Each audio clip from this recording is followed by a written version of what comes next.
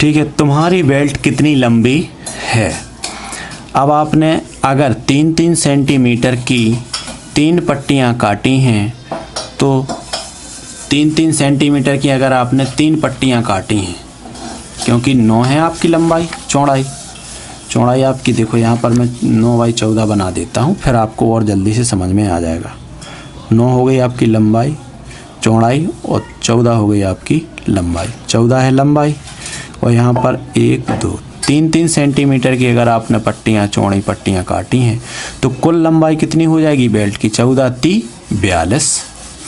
ठीक है, 3-3 सेंटीमीटर वाली तुम्हारी बेल्ट कितनी लंबी है, तो आपकी हो जाएगी 42 सेंटीमीटर। कब होगी, जब आप 3 सेंटीमीटर चौड़ी पट्टी काटते हैं, 3 सेंटीमीटर चौड़ी पट्टी काटते हैं।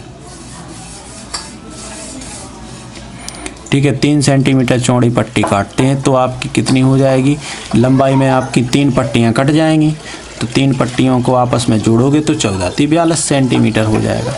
अब तुम्हारी बेल्ट का परिमाप कितना है, अब परिमाप पूछ रहा है, तो देखो वो क्या हो गया। अब यहाँ पर एक अलग से चित्र बना लेंगे, उसमें आपको समझ में आ जाएगा कि 3 सेंटीमीटर तो आपका चौड़ी है पट्टी और 42 सेंटीमीटर लंबी है।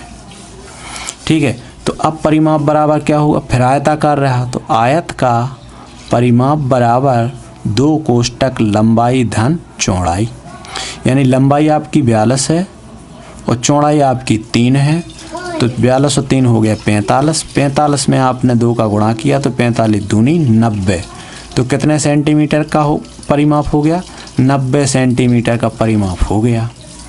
ठीक है, तो पट्टियां काटने से क्या हो रहा है, परिमाप बढ़ रहा है। यहाँ पर आप देख सकते हैं, पहले आपका इसी खेत का परिमाप आया था कितना, 46 सेंटीमीटर, देखो दिखाया था।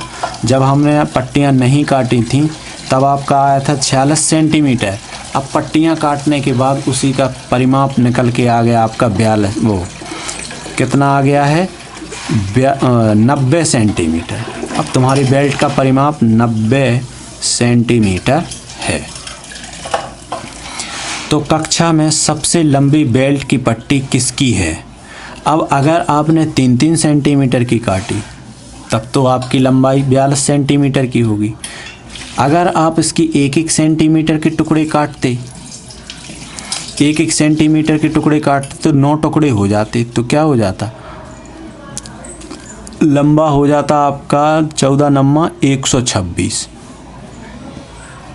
ठीक है, तो फिर आपके 9 टुकड़े कट जाते 14 के, तो कितना सेंटीमीटर लंबा हो जाता, 1 सेंटीमीटर चौड़ा बेल्ट और 126 सेंटीमीटर लंबा। तो कक्षा में सबसे लंबे बेल्ट किसकी है, तो जिसने 1-1 सेंटीमीटर की काटे होंगे, 1 सेंटीमीटर चौड़ी पट्टियां जिसने काटी होंगी उसकी लंबाई 126 सेंटीमीटर की होगी। ठीक है, तो जो अब इसमें से कोई भी बच्चा कर सकता है। आगे देखें, चर्चा करूं, तुम्हारे कुछ दोस्तों की बेल्ट दूसरों से लंबी क्यों बनी। उसकी लंबी इसलिए बनी क्योंकि उसने पतली पतली पट्टियां काटकर आपस में जोड़ी हैं। ठीक है, ध्यान रखना, उसने पतली पतली पट्टियां काटकर आपस में जोड़ी हैं, इसीलिए उसकी बेल्ट लंबी बनी। इसका कारण आप लिखना। ठीक है, मैं रिकॉर्डिंग में बोल रहा हूँ तो इसका कारण बताना क्यों लंबी बनी, क्योंकि उसने उस कागज़ के गत्ते की पतली पतली पट्टियाँ काटकर आपस में जोड़ी, इसलिए उसकी लंबाई ज़्यादा बन गई है। अब क्या तुम्हारी बेल्ट का कुल क्षेत्रफल पोस्ट कार्ड के क्षेत्रफल के बराबर है। हाँ है, क्योंकि देखो किसी भी पोस्ट कार्ड को आप कितनों टुकड़े कर दें और जब आपस में उन्हें जोड़ोगे तो वो आपका क्षेत्रफल ज्यों का त्यों रहता है। ठीक है, तुम्हारी बेल्ट का कुल क्षेत्रफल पोस्ट कार्ड के क्षेत्रफल के बराबर है। हाँ है, क्यों है, क्योंकि किसी भी वस्तु के अगर टुकड़े हम किसी पेज के या किसी बेल्ट के या किसी कागज़ के या किसी खेत के टुकड़े जितने करते हैं और सब टुकड़ों को आपस में जोड़ देते हैं, किसी भी तरीके से जोड़ते हैं, चाहे लंबाई बढ़ा दो चाहे चौड़ाई बढ़ा दो, फिर भी क्षेत्रफल ज्यों का त्यों रहता है। ठीक है, फिर भी क्षेत्रफल ज्यों का त्यों रहता है। तो ये कारण आपको लिखना है जो मैंने बोला है। अगली बार ज़्यादा लंबी बेल्ट बनाने के लिए तुम क्या करोगे? अगली बार ज़्यादा लंबी बेल्ट बनाने के लिए हम कागज़ के गत्ते की पट्टियाँ बहुत पतली काटेंगे, बहुत पतली काटेंगे। आधा सेंटीमीटर पतली काटोगे तो आपका बेल्ट और ज़्यादा लंबा हो जाएगा। देखें, यह बेल्ट हाथी के लिए है, तो ये तो आपका छोटा बेल्ट है, क्योंकि मोटा काट दिया इसलिए हाथी को बेल्ट नहीं आएगा। तब आपको आधा सेंटीमीटर का बेल्ट बनाना पड़ेगा मोटा, तो आपका हाथी को बेल्ट बन सकता है। देखो और पोस्ट कार्ड में से देखो, मैं पोस्ट कार्ड में से निकल सकता हूँ। मैंने बिना पट्टियाँ काटे एक फंदा तैयार किया है। बिल्कुल, आपका मान लीजिए ये आपका पोस्ट कार्ड है। इसको क्या करना है, एक बगल से मत काटना, नहीं तो उसके दो हिस्से बन जाएंगे। यहाँ पर कैंची को अंदर धंसा दीजिए और फिर इसको ऐसे ऐसे काटिए।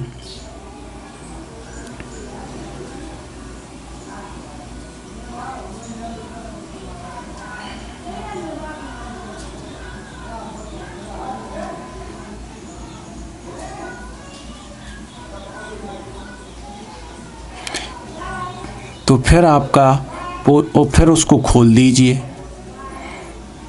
ठीक है, तो आपका पोस्ट कार्ड एक लंबे में बदल जाएगा और आप उसको, या फिर आप इसको ऐसे भी काट सकते हैं। ठीक है, मान लीजिए पहले आपने यहाँ से कट लगाया, ऐसे ऐसे किया और ये पहले इतना लंबा बन गया, और फिर आपने क्या किया, इसी को फिर से काटना शुरू कर दिया। यहाँ से आपने इतना कट कर दिया, अब यहीं से आप फिर से कटना, ऐसा कट शुरू कर दीजिए। और करने के बाद आप देखेंगे कि ये खुल जाता है और बड़ा हो जाता है। यहाँ तक पूरा काट देंगे तो दो हिस्से, फिर खोलेंगे तो एक बड़ा बन जाएगा। देखो, मैंने पोस्ट कार्ड से निकल सकता हूँ, मैंने बिना काटे इसका एक फंदा तैयार किया है। देखें, पहेली, पोस्ट कार्ड में से निकलना। क्या तुम पोस्ट कार्ड काटने का कोई ऐसा तरीका सोच सकते हो जिससे कि तुम उसमें से निकल सको? बिल्कुल, आप काट के बनाएं। फोटो देखो, बहुत सोचने के बाद भी अगर जवाब नहीं सूझा तो उसका उत्तर आगे ढूंढो। आगे आपको उसका उत्तर भी मिल जाएगा, लेकिन मैं आशा करता हूं कि आप लोगों पे ज़रूर बन जाएगा।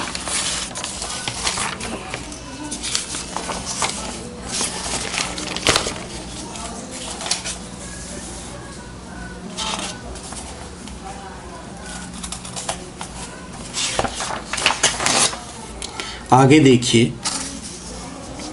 इसमें कह रहा है हर तरफ लोग ही लोग, हर तरफ लोग ही लोग। यहाँ देखें, अगर गणित का जादू की 4 किताबों को एक कतार में लगाएं तो उस कतार की लंबाई लगभग 1 मीटर 9 सेंटीमीटर हो जाएगी। बिल्कुल हो जाएगी, क्योंकि 4 बार लगा रहे हैं। तो हम जानते हैं कि इसकी हमने गणित की किताब की जो लगाई थी वो आपकी कितनी थी, 1 मीटर 9 सेंटीमीटर हो जाएगी। यानी 4 किताबों को लगा रहे हैं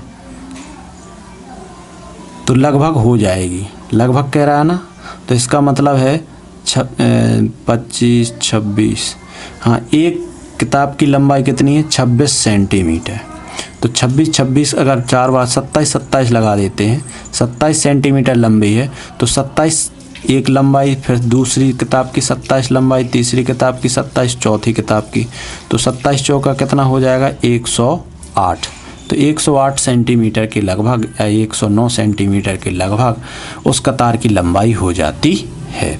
अब 109 सेंटीमीटर का मतलब क्या हुआ, कल ही तो पढ़ाया था कि 1 मीटर और 9 सेंटीमीटर, 1 मीटर और 9 सेंटीमीटर। ठीक है, हर तरफ ही लोग। तुम यह खेल एक मैदान में खेल सकते हो। 1 वर्ग मीटर के 2 वर्ग बनाओ। 1 वर्ग मीटर, ये आपका एक लंबा वर्ग है, इसके आपने 2 वर्ग बनाए, तो 2 वर्ग बनाओ। कैसे बन सकते हैं, 1 वर्ग मीटर के 2 वर्ग बनाओ। इसको बनाना अगर आप यहाँ से काटेंगे तो ये आयत बन जाएंगे, ठीक है। तो इसको आप कैसा करेंगे, 4 वर्ग बनाएंगे, तो इसके फिर 4 वर्ग बन सकते हैं। तुम यह खेल एक मैदान के खेल में खेल सकते हो। 1 वर्ग मीटर के 2 वर्ग बनाओ। अच्छा, 1 वर्ग मीटर के 2 वर्ग मतलब 1 वर्ग मीटर ये हो गया 1 वर्ग, और दूसरा वर्ग मीटर आपका उतना ही बड़ा जे है, ठीक है। 1 वर्ग मीटर के 2 वर्ग बनाओ। आ गई ना भाषा समझ में, कि 1 मीटर लंबा 1 मीटर चौड़ा 1 वर्ग बन गया, और दूसरा 1 मीटर लंबा 1 मीटर चौड़ा दूसरा वर्ग बन गया। तो 1 वर्ग मीटर के 2 वर्ग बनाओ, बना दिए। अपनी कक्षा को 2 भागों में बांट लो। हम खेलने के लिए तैयार हैं। इसका कक्षा का नाम हो गया ए, ये हो गया बी। अब देखते हैं आगे क्या कह रहा है। अपनी अपनी टोली में करके देखो, देखना है करके। तुम में से कितने 1 वर्ग मीटर में बैठ सकते हैं? तुम में से कितने 1 वर्ग मीटर में बैठ सकते हैं? तो ज़्यादा से ज़्यादा 1 वर्ग मीटर में 4 बच्चे बैठ सकते हैं। 4 छात्र 1 वर्ग मीटर में 4 छात्र बैठ सकते हैं। और कितने उसमें खड़े हो सकते हैं? खड़े होने के लिए तो उसमें 8 छात्र हो सकते हैं। 1 वर्ग मीटर में 8 छात्र खड़े हो सकते हैं। जैसे तैसे 8 छात्र खड़े कर दिए। कौन सी टीम ज़्यादा बच्चों को अपने उस वर्ग में खड़ा कर सकी? छोटे छोटे जो बच्चे होंगे, पतले पतले जो बच्चे, छोटे एवं पतले बच्चे होंगे, वो 1 वर्ग में ज़्यादा खड़े हो जाएंगे, और जो मोटे एवं लंबे होंगे वे बच्चे 1 वर्ग में कम खड़े हो पाएंगे या बैठ पाएंगे। कौन सी टीम ज़्यादा बच्चों को अपने 1 वर्ग में खड़ा कर सकी? कितने बच्चे?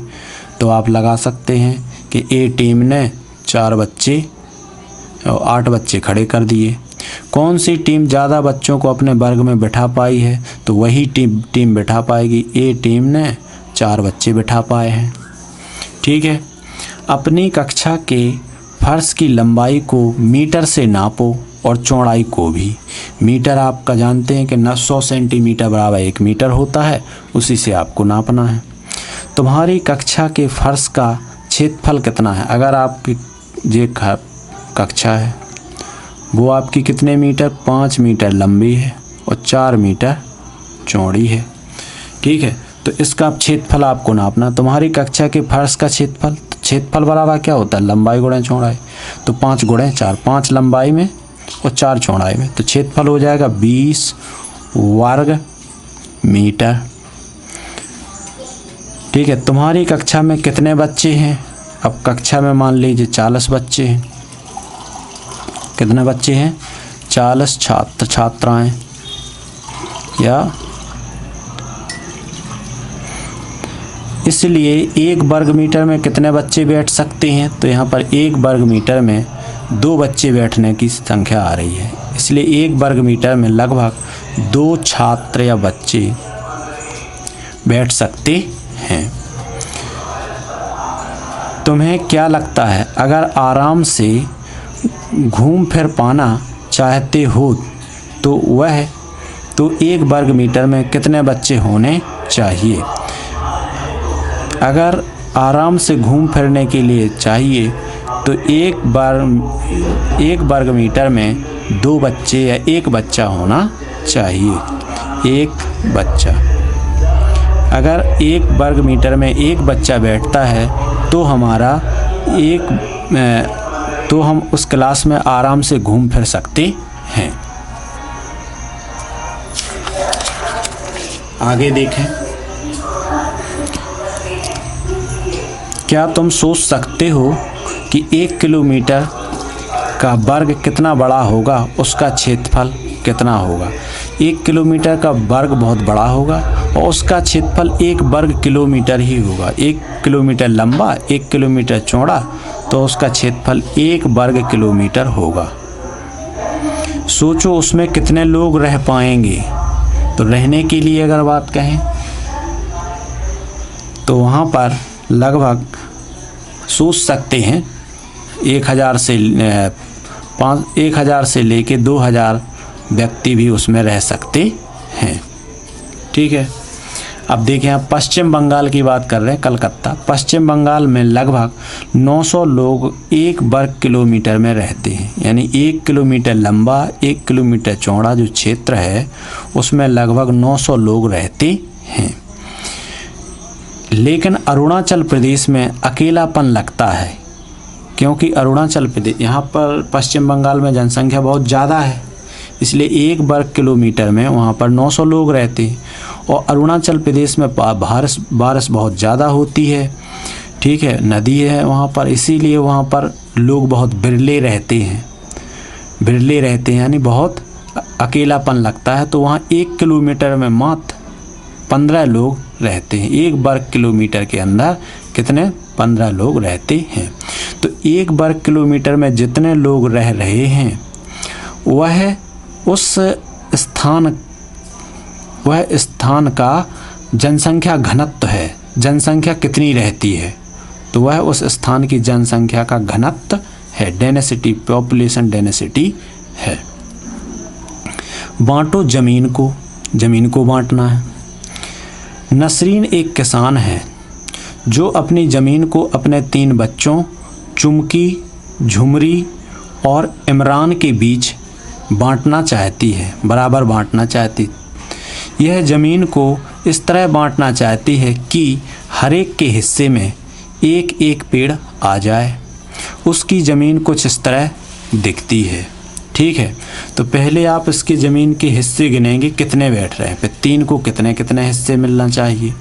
तो देखें, 1 2 3 4 5 6 7 8 9 10। 10 तो लंबाई में है, तो 10 चौड़ाई में है। 1 2 3 4 5 6 7 8 9 9 है, तो 10 लंबाई में है, 9 चौड़ाई में, तो कितने हो गए? 90 वर्ग हैं जी।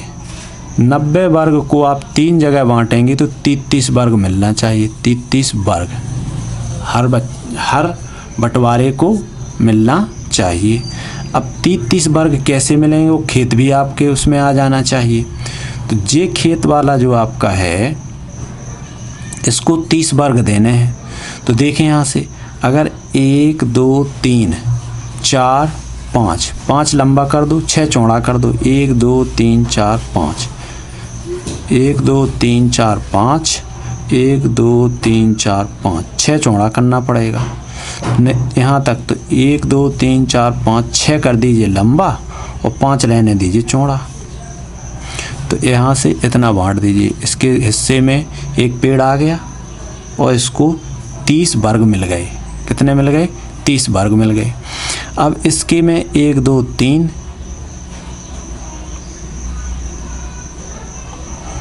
3 अगर चौड़ाई में मिल रहे हैं तब तो फिर इसको ये दोनों पेड़ आ जाएंगे हिस्से में। तो दोनों पेड़ उसको हिस्से में नहीं देना है, तो फिर इसको क्या करें कि 9 3 27 और 3 खेत उसको ऐसे दे देते हैं, यहाँ तक का बांट देते हैं। तो ये हो गया 8, 1 2 3 4 5 6 7 8, 8 3 24 हो गए। 24 के बाद हम इसको और यहाँ देते हैं कितने? 6। तो 1 2 3 4 5 6 यहाँ से इतना दे देते हैं। ठीक है, जे इस प्रकार से बांट देंगे तो उसको पूरा मिल जाएगा। देखिए यहाँ पर कितना हो गया? 1 2 3 4 5 6 7 8, 8 हिस्से लंबाई में मिल गए और 3 चौड़ाई में मिले, तो 8 3 24 हो गया।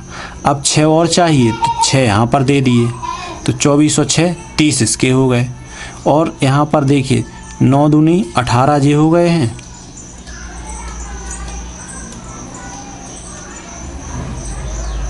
तीस 90।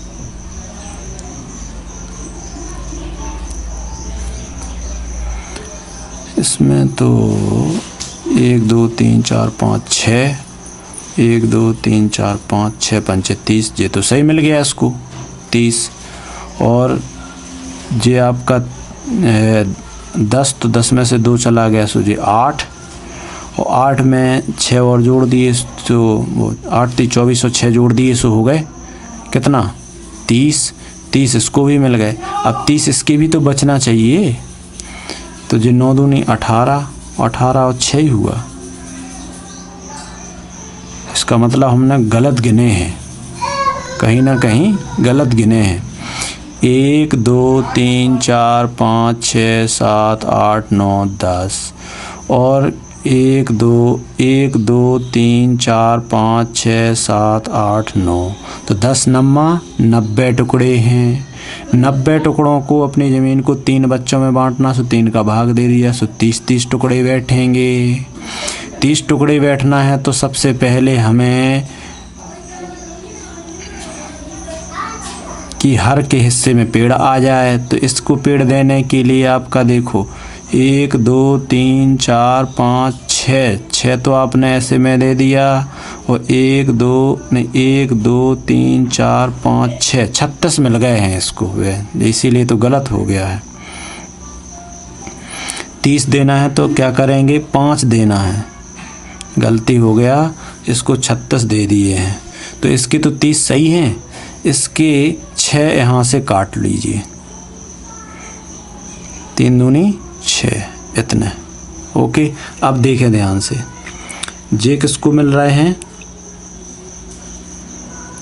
इतना खेत दे दिया हमने एक को, तो इसमें 9 दूनी 18 और 18 जे हुए, और 6 ती 18, 18 5 ती नहीं 4 ती 12, 1 2 3 4 इधर और 3 इधर, 4 ती 12, 12 जे और 18 जे, तो 12 और 18 कितना हो गया टोटल 30, इसको 30 मिल गया।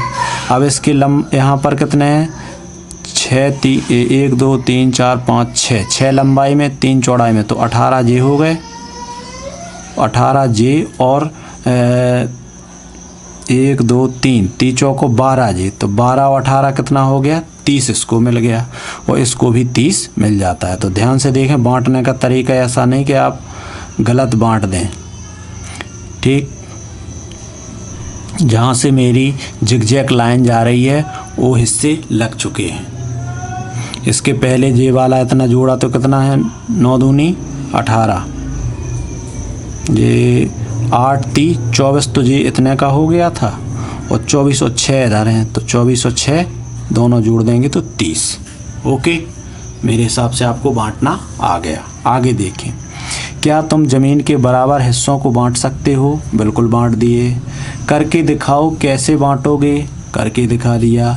अगर याद रखो कि हर एक को एक पेड़ मिलना चाहिए, हर बच्चे को ज़मीन को अलग रंग से भरना है। मान लीजिए इसकी रेड रंग से भर दी, अलग रंग से भर दी, इसको आपने इस वाली रेखा से भर दी,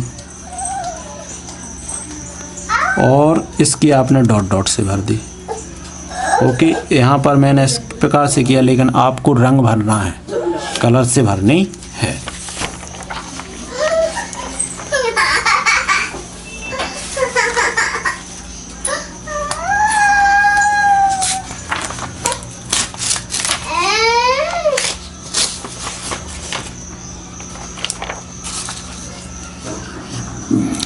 आगे देखें, अगर इस चित्र में बने हर छोटे वर्ग को 1 वर्ग मीटर के बराबर मान लिया जाए, तो हर बच्चे को कितने हिस्से में कितनी ज़मीन आएगी?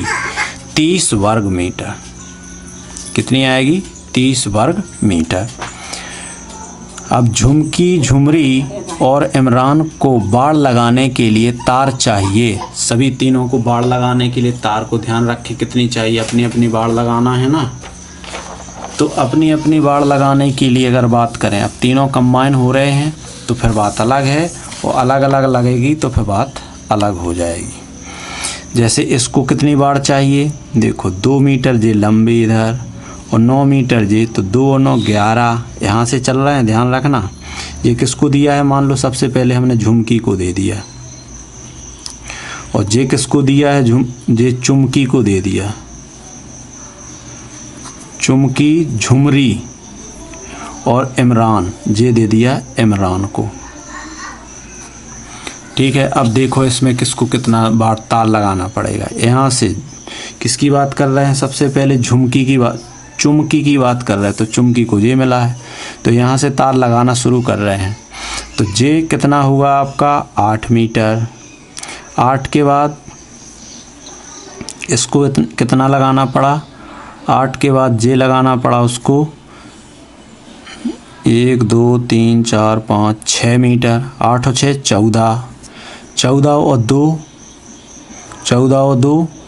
16, 16 और 3 19, 19 और 20 21 22 23 24 25 और 25 और 26 27 28, इसको कितनी लगानी पड़ी 28 मीटर। अब देखना ध्यान से क्या है, अगर जो पहले बाड़ लगाएगा उसको ज़्यादा लगानी पड़ेगी 28 मीटर। और झुमरी की कितनी लगानी पड़ेगी, झुमरी को देखते हैं। झुमकी की आई है 28 मीटर और झुमरी की देखते हैं। झुमरी को यहाँ से चलना पड़ेगा, झुमरी की 2 मीटर और यहाँ से लेके जे 9 2 11, 11 और 6 11 12 13 14 15 16 17, 11 और 6 17 मीटर।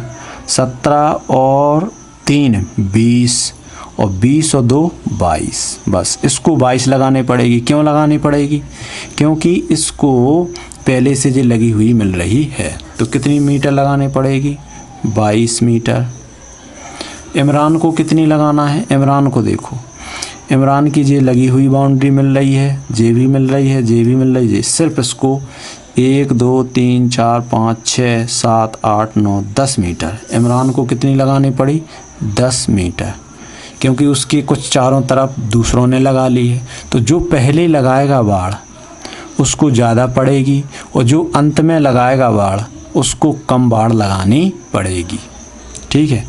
अब किसको बाड़ के लिए सबसे ज़्यादा तार की ज़रूरत है, जिसने पहले लगाई, और किसने लगाई, झुमकी ने। यहाँ लिखें जिसने पहले बाड़ लगाई उसको ज़्यादा पड़ेगी। और किसको पड़ी, झुमकी को, चुमकी को, चुमकी को कितने मीटर पड़ी 28 मीटर। ओके। अब तीनों को कुल मिलाकर कितने तार की ज़रूरत है, एक को 28 की धन, एक को 22 की, 28 और 22 कितना हो गया 50 और एक को 10, 50 10 60, तो 60 मीटर तीनों को ज़रूरत पड़ी। 60 मीटर 28 22 10, 60 मीटर तीनों को ज़रूरत पड़ी। देखें अब आगे अभ्यास का समय। तालिका को देखो, अगर तुम्हें हर चीज़ का क्षेत्रफल लिखना हो तो तुम किस कॉलम को चुनोगे, सही का निशान लगाओ। रूमाल का क्षेत्रफल चुनना है तो वर्ग सेंटीमीटर ज़्यादा है, क्योंकि 1 वर्ग मीटर तो आपका बहुत बड़ा होता है। ठीक है, रूमाल में वर्ग सेंटीमीटर लगाएंगे। साड़ी का आपको चुनना है तो वर्ग मीटर लगाएंगे, रूमाल का वर्ग सेंटीमीटर, साड़ी का मीटर में नापेंगे तो वर्ग मीटर। तुम्हारी किताब का पन्ना तो वर्ग सेंटीमीटर में। स्कूल की ज़मीन भी आपको वर्ग मीटर में नाप सकते हैं, क्योंकि किलोमीटर लंबे नहीं होते हैं, वर्ग मीटर में। तुम एक शहर की अगर कुल ज़मीन नापना है तो वो आपको वर्ग किलोमीटर में नापनी पड़ेगी। कक्षा का दरवाज़ा जे आप वर्ग मीटर में भी नाप सकते हैं। कक्षा का दरवाज़ा, ये कहाँ लगा दिया। अब कुर्सी का आसन वर्ग सेंटीमीटर में रहेगा, जिस पे आप बैठते हैं। श्यामपट्ट का आपका हो जाएगा वर्ग सेंटीमीटर में भी ले सकते हो, वर्ग मीटर में भी ले सकते हो, दोनों में ले सकते हैं। भारत का झंडा वर्ग सेंटीमीटर में भी ले सकते हैं और वर्ग मीटर में भी, लेकिन वर्ग सेंटीमीटर में ज़्यादा निकलेगा इसमें वर्ग मीटर, लेकिन श्यामपट्ट के लिए वर्ग मीटर ज़्यादा अच्छा रहेगा और झंडा के लिए भी वर्ग मीटर। ज़मीन जिस पर कोई नदी बहती है, तो नदी बह रही है तो उस ज़मीन का आपको क्षेत्रफल लेना है तो वर्ग किलोमीटर में।